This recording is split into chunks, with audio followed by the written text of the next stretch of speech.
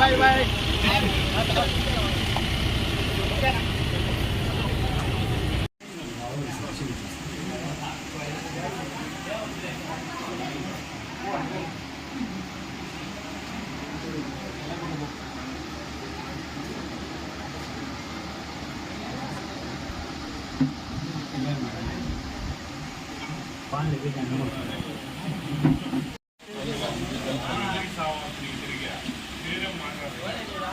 ఇన్నాళ్ళు గౌరవ ముఖ్యమంత్రి వైఎస్ జగన్మోహన్ రెడ్డి గారు ముఖ్యమంత్రి కావాలనే ముఖ్య ఉద్దేశంతో ఎంతో సుమారు వివిధ జిల్లాల నుంచి 400 మంది ప్రజలు రావడం జరిగింది. ముఖ్యంగా ఈ 2 రోజుల క్రితం ఎన్ఆర్ఐ తరఫున నెల్లూరులో విదేశాంతి కోసం ఆదాల ప్రభాకర్ కోసం అదేవిధంగా నేను అక్కడ చాలా మంది వైఎస్ఆర్ కాంగ్రెస్ పార్టీ ఓటేస్తామని చెప్పడం జరుగుతుంది.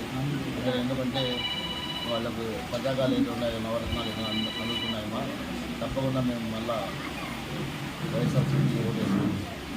నిజంగా ఈరోజు ఈరోజు అల్లిమాని రావడం జరిగింది. కోడూరు టౌన్లో నాయని మహేశ్వరిని గల్ఫ్ అడ్వైజర్ మాకు సన్మానం చేయడం జరిగింది.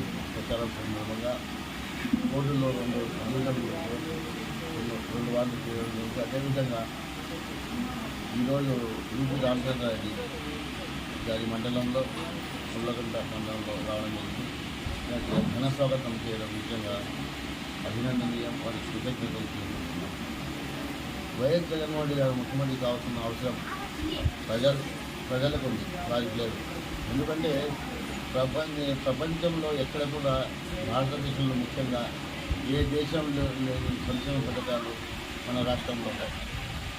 ఒకసారి మనం కరోనా సమయం గురించి ఆలోచన చేస్తే అన్ని దేశాలు ప్రపంచమే అతలాకుతలమైంది.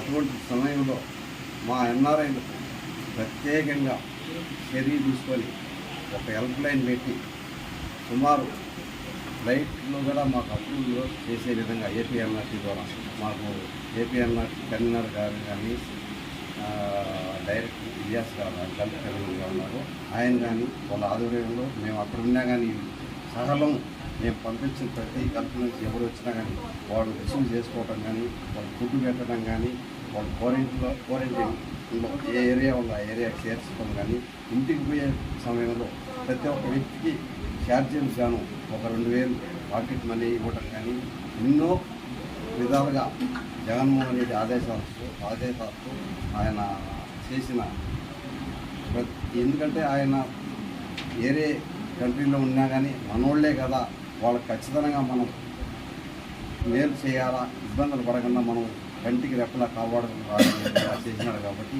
ఎన్ఆర్ఐలు ఎక్కడున్నా ప్రపంచంలో మేమందరం కోరుకునేది ఏమంటే జగన్మోహన్ రెడ్డి మళ్ళా ముఖ్యమంత్రి బంపర్ మెజార్టీ కలిసి 2వ టైం ముఖ్యమంత్రి కావాలని కోరుకుంటున్నాం. కొద్దిగా వరకే మా స్థాయి శక్తులు కొద్ది తక్కువ. అదే ప్రభుత్వంతో సేవ జరిగితే ప్రతి ఒక్క పేదవాడు లబ్ధి పొందుతాడన్న ఆలోచనతో ఆయన అయితేనే మనకి సలహా కార్యక్రమం చేయగల ఉద్దేశంతో ఈరోజు ఎన్ఆర్ఐలో అంతా బయట దేశానికి దాదాపు 400 మంది USA, Canada, Australia, Britain, Singapore నుంచి 400 మంది విజయవాడ రావడం జరిగింది. విజయవాడ నుంచి 4 బస్సులు బయలుదేరి రాష్ట్రం నలుగురు ఎన్ఆర్ఐ జగన్మోహన్ రెడ్డి మాకు కావాలి, వైఎస్ జగన్ అని చెప్పే విధంగా మేము ప్రచారం చేస్తున్నాం.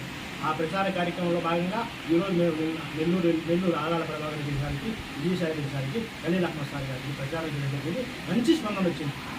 ఏ వ్యక్తితో మాట్లాడినా కూడా, ఎవరితో మాట్లాడినా కూడా ఖచ్చితంగా మేము జగన్ సార్ని ఓటేస్తాము, జగన్ సార్ని మేము గెలిపిస్తామని చెప్పి ప్రతి ఒక్క వ్యక్తి మాకు తెలియని పాయింట్లు కూడా వాళ్ళే చెప్తారు. ఈసారి మాకు ఈ విధంగా మేలు జరిగింది.